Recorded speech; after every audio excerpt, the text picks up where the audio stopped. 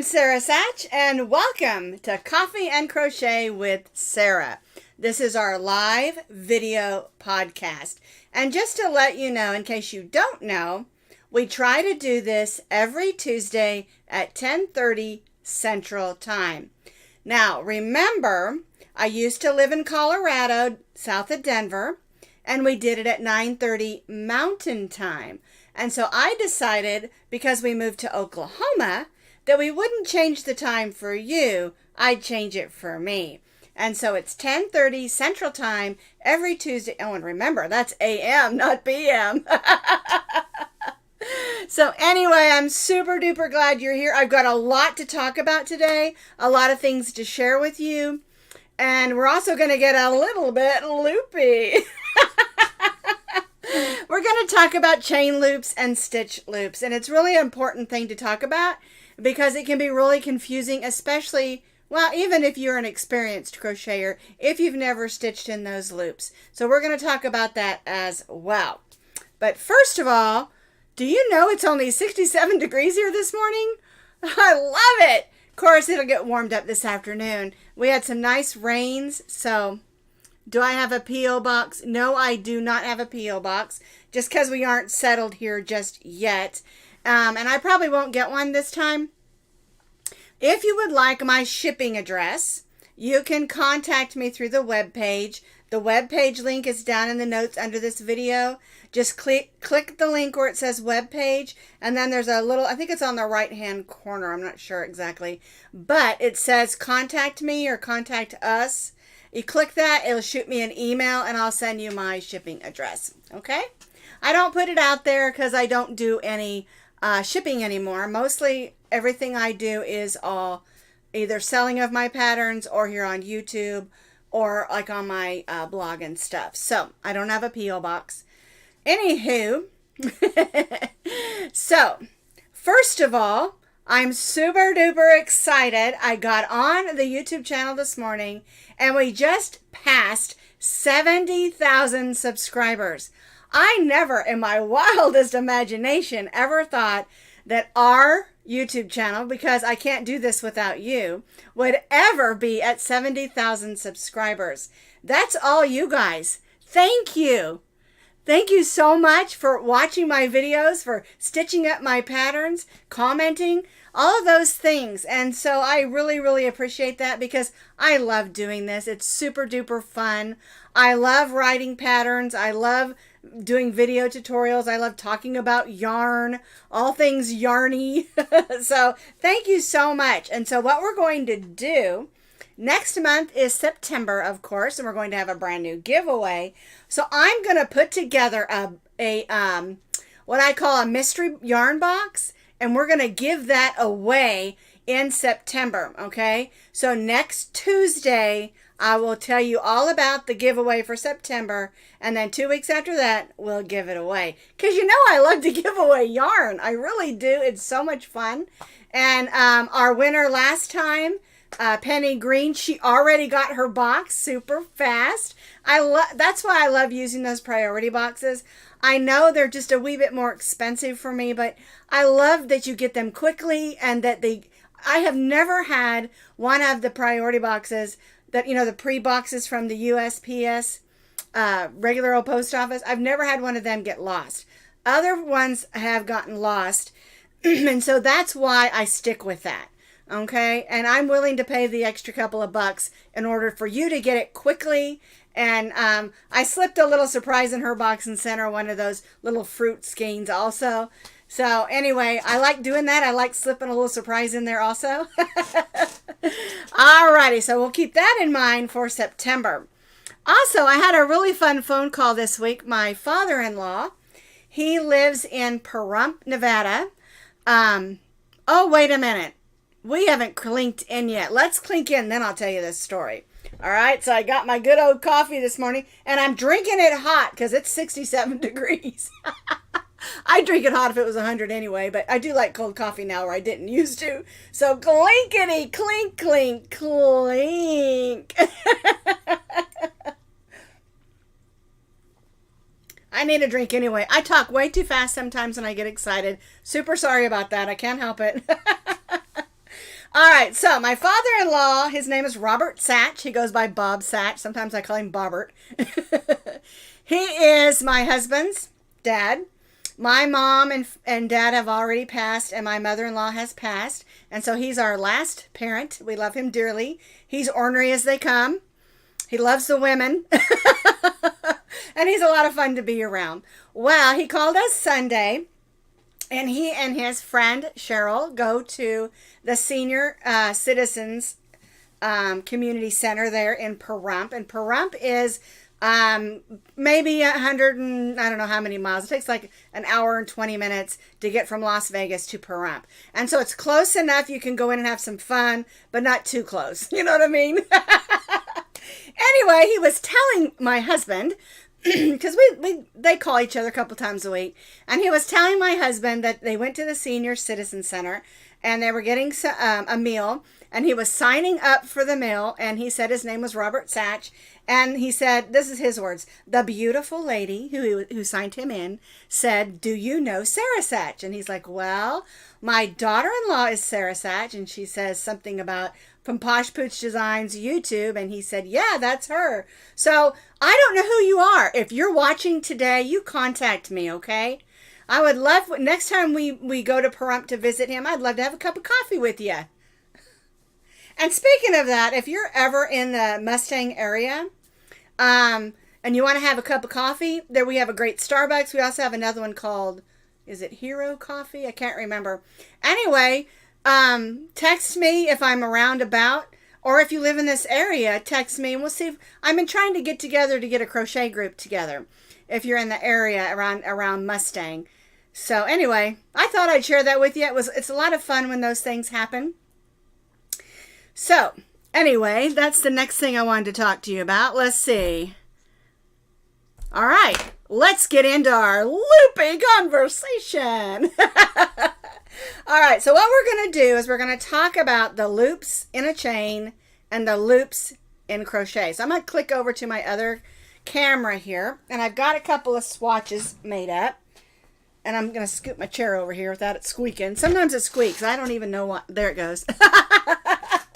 All right, so when you have just a chain, let me move this out of the way so it doesn't distract us, and we're going to do the chain first. One of the questions that I get is, which one of the chain links or loops do you stitch in? Well, you can stitch in any of the three, and you get a different result. I almost always stitch in this loop here. So you have a front loop, you have a back loop, but on your chain, you also have what's called the back bump, and that's this loop across here. So a loop is just where the thread's looped over. And one neat thing about this back bump is when you use that one, it's, oh, Brandy says it's Wild Hero and Mustang and would love to get together. Wouldn't that be awesome? I think it would. Anyway, back to, that caught my attention. Okay, back to this. When you stitch in this back bump or back loop on your chain, you get a really neat effect. Okay, so I'm going to stitch, I'm going to show you how to do it. You're going to go to the back and you're going to go in that back loop. And I'm just going to stitch a couple of double crochets. And I want you to see this because it's really pretty when you start, and this is on the edge of something like a blanket or a dish towel or something. So I'm stitching in that back bump. And I've got the camera really close. I hope you can see it clearly. All right, so what happens, let me move that because I want to do this different. The double crochet isn't as clear. I'm going to go ahead and do single so that you can actually see how that lays. You have to get farther along in the double crochet to get a good clear idea of how that looks. Okay, so I'm stitching single crochets in this back bump. All right, now when you're finished, you'll see that there is this row right here of the front and back loop we didn't stitch in, and it looks like a very nice braid across there, okay? But you don't have to stitch there. What it is you can stitch in, normally I stitch in these top loops. This is your back loop on your chain when I'm beginning a project. But a chain has a front loop, a back loop, and then the back bump loop. And you'll get a pattern sometimes, it'll say stitch in the back bump. And you're like, what does that mean? You know, and that's what that means. All right, so let's move over to my swatch. I just did a couple of rows here of double crochet. And this is the one that I got the most questions about because I did that washcloth, the Thick and Thirsty, where we stitched in the front, the back, and the third loop. Okay, so I'm going to turn this over. You're going to see on the top, here's our front loop, and however you're holding your project, the loop that's closest to you is your front loop. And then this loop is your back loop. If I was stitching the opposite direction, coming this way, it would be the same thing. Your loop here would be your front, and your loop here would be your back. It's however you're holding your project. When you're doing rows like this, where you're going back and forth, the loop that's closest to you is always your front loop, okay? And when you're doing something like a basket weave, that can be a little bit confusing. All right, now, the front loop and the back loop are on the top. When we stitch in the back loop, you get that ridge on this side, okay? When your pattern says to stitch in the front loop,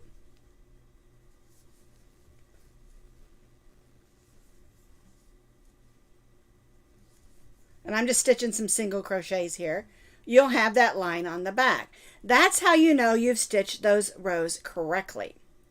All right, now, the pattern sometimes will say stitch in the third loop. And so you won't stitch in these two loops. You'll turn it over and you'll see there's a loop that's right there. Okay? So you'll yarn over. I'm going to do a double crochet this time just to make it more easy to see. You'll go in that third loop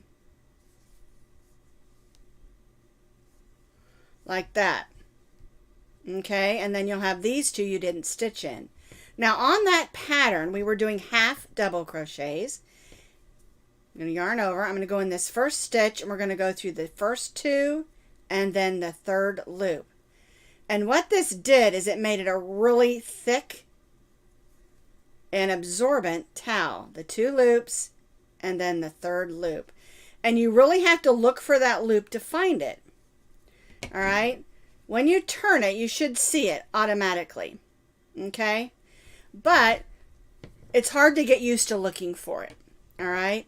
And so you have your two top loops and you have a third loop. Now, if you're stitching it left-handed, and this was something that was brought to my attention on that particular project, you know, you're coming from this way, you're going to need to go through your loops this way and grab that third loop on this side.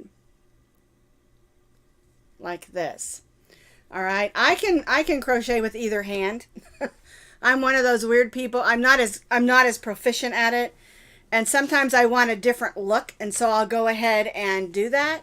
I'm not actually ambidextrous. I'm just like my brain's all, you know, right brain, left brain, and my brain is an art brain.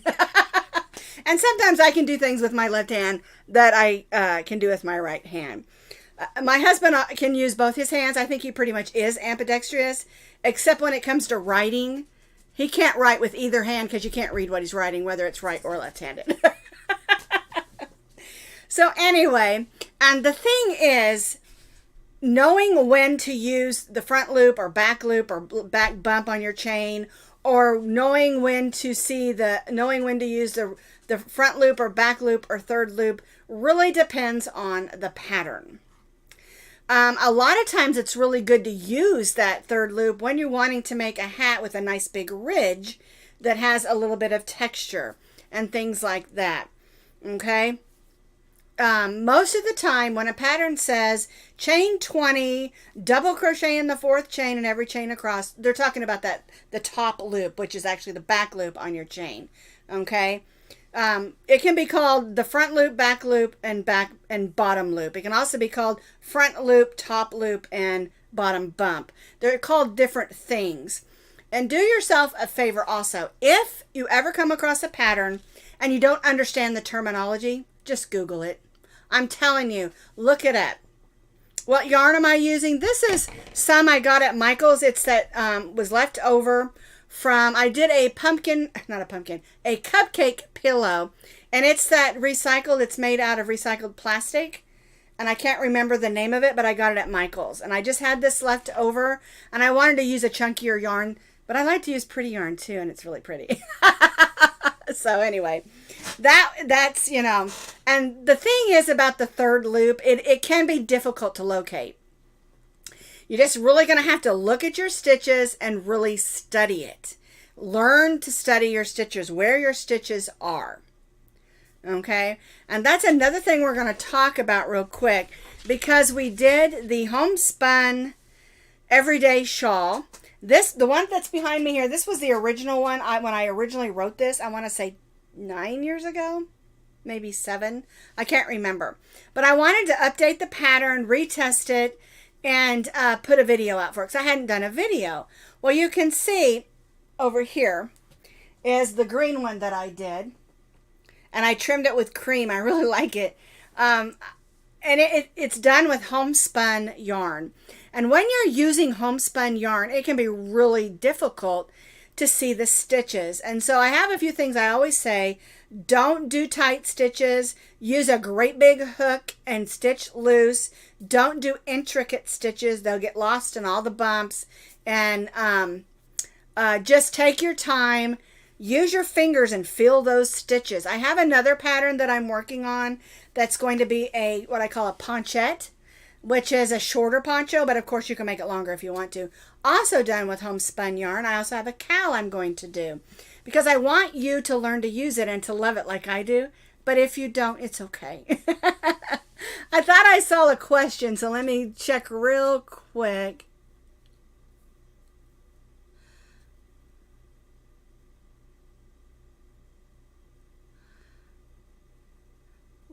Would this dense stitch eat more yarn than Tunisian? I don't really know, because I don't use Tunisian very much. I'm not a fan of it, only because, I mean, I know how to do it. I've done quite a few projects using it, but I don't like it. I don't like, it's just, I don't like the way it looks. You know, I just don't. So, doing through the third loop really doesn't eat up very much yarn. All you're doing is just sort of moving it up through, and so it doesn't use up very much yarn at all, actually, any more than, say, a double crochet stitch would. It just makes a really thick, dense fabric, and it makes really good towels and washcloths and hot pads and pot holders, because it's thicker. That's all. Okay, let's see.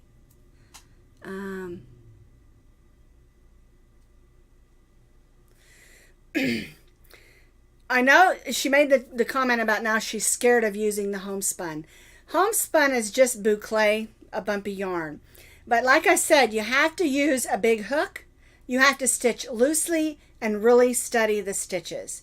And before long, like this pattern behind me, this shawl one, before long you're going to go, oh, I didn't realize how easy that was. Because it does look intimidating. But you're missing out on some really gorgeous yarn if you don't try it, at least. You know? Okay. The other thing we did was the dog pennant. And I was going to have Max and Rosie model today, but they are super duper crashed.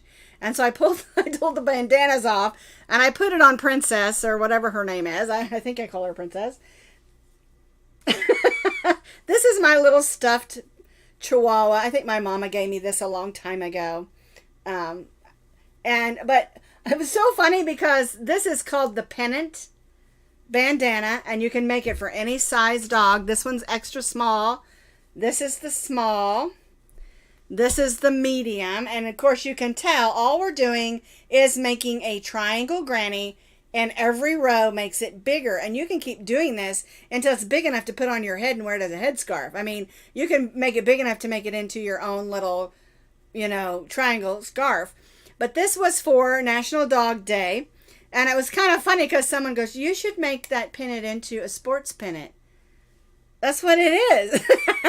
These are my grandchildren's Mustang school colors, red and black, a little pop of white. I think their color's more of a crimson than this bright red. But anyway, these are a lot of fun. You want to take your dogs to a football game, you know, or make one for yourself. Super fun, super easy. But you don't have to make them in sports team colors. You can do whatever colors that you want to. Okay? But it's a super easy pattern and will work for any size dog just by making your triangle bigger. And then we add that fun little pom-pom. And the thing about pom-poms and dogs, if your dog is prone to chew or prone to get their toenails stuck, I'm almost out of coffee. That'd be horrible. Okay. If they're prone to chew or get their toenails stuck, you don't have to put the pom-pom on there. The other thing is you want to keep your ties short. And like on this one,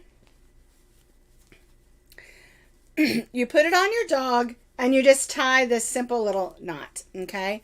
And then when you want to slide it on and off your dog, you don't take their collar off or anything like that. You just slide it right over their head like this. Now, Rosie doesn't like them here. I always stick them over to the side on her. I don't know why. She just doesn't like it and she messes with it. If I put it on the side, she'll leave it alone. Max, he doesn't care. So anyway, that's the dog bandana. You can make it in your favorite team colors.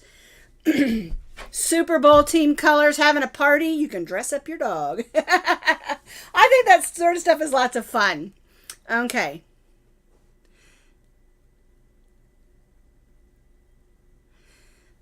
So, again, she's looking for the pattern. The patterns that I show you today, the link will be down in the notes underneath this video. Just scroll down and you'll find the link to the video. If you want the written pattern, again, under all of my videos in that description box, I usually put it right at the top. It'll say crochet pattern link. You click that, it shoots it right over to my blog where the written pattern is with lots of pictures. I'm totally into pictures because there are many people who don't read a pattern very well, but I think you should practice because I think you'll miss out if you don't learn to read patterns, because there's a lot of really fun patterns out there that don't have videos. But anyway, I like to put a lot of pictures to help you out. Okay, so every pattern that's on my YouTube channel is my patterns, except for a few that my daughter has written that I asked if I could use. So every pattern has a written pattern, photo tutorial, and a video tutorial. Okay, so I want everyone to crochet, so I want to do as much as I can so you will, okay? All righty, let me check, see if there's any more questions real quick. Tiva says, I can do it for my cat as a punishment. You know, my husband had a cat growing up named Sheba. She was a beautiful calico cat. She was like a puppy dog. She was so sweet. My cat that I grew up with, she was not that sweet. She loved me, but she didn't love other people. Yeah, cats are fun. They're super fun.